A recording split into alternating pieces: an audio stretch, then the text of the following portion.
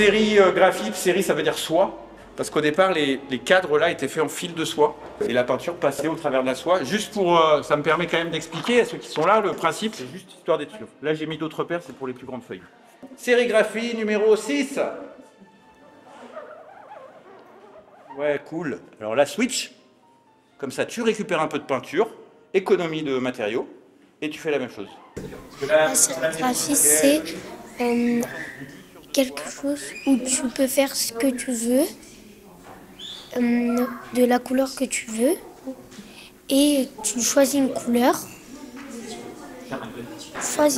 Et après tu la laisses sécher et après tu la récupères et tu peux l'ouvrir comme par exemple à Noël.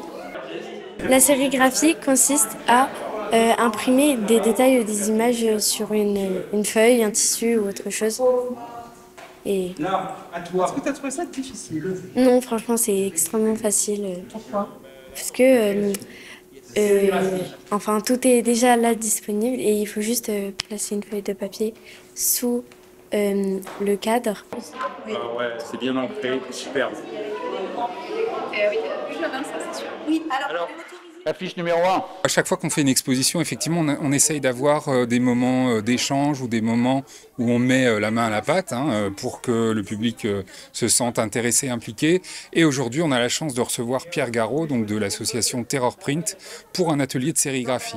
Et c'est très intéressant parce que l'exposition est constituée principalement d'affiches de cette fameuse société Amblin, donc la galaxie Spielberg et les films cultes que sont la trilogie Retour vers le futur, les Gremlins, ça va jusqu'à Jurassic Park et au-delà.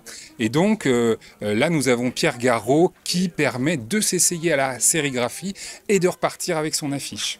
Ça lui crée une teinte un peu verte. Oh. Sérigraphie, alors c'est soie écriture, si on prend le latin. Et en gros, c'est pas très loin de la technique du pochoir, puisqu'on va créer des zones dans lesquelles l'encre passe dans une toile au départ de soie. Des fils tendus qui laissent passer un tout petit peu l'encre. La façon qu'elles ont de faire passer l'encre, c'est qu'au préalable, on a réalisé un visuel dans une chambre noire. Alors tout ça, c'est beaucoup plus simple à comprendre quand on le fait. Mais il y a 3 parties. On fabrique le visuel. Alors là, nous, on l'a fait en se basant sur toutes les références des films des studios Amblin. On a fait ça plutôt sur ordi. Après, dans la chambre noire, on a avec un film comme ça, hop, on a créé ce film transparent. On l'a posé sur notre cadre qui avait une espèce de produit photosensible. On a allumé la lumière, ça a brûlé le produit, sauf aux endroits qui étaient protégés par le film. Et donc, quand on a lavé la douche, ça crée cette espèce de pochoir. Et donc là, ça permet à tous ceux qui viennent de pouvoir imprimer. Et puis nous, la sérigraphie, c'est un peu notre passion avec le collectif Terror Print, parce que ça permet de faire plein de trucs, de reprendre la main sur des procédés d'impression, parce qu'on peut le faire un peu à la maison, ça coûte pas très cher, il suffit pas beaucoup de matériel. C'est artisanal, c'est long, parce qu'il y a toute une phase avant d'arriver à tenir la raclette et de poser l'encre. Tout un process avant qui se fait sur plusieurs jours, parce qu'il faut que les produits sèchent, etc. Mais c'est aussi ça, c'est montrer que la fabrication d'un objet, ça prend du temps, il n'y a rien dans l'immédiateté. Par contre, l'objet, ça montre aussi qu'il est unique. La preuve, tout à l'heure, on a fait des trucs très réussis pendant 40 tirages, puis là, tout d'un coup, on vient de se rendre compte qu'il y a des énormes taches bleues. Mais c'est pas grave, on va les nettoyer. Mais en tout cas, les prochains tirages, ils ne seront pas pareils que les 30 premiers.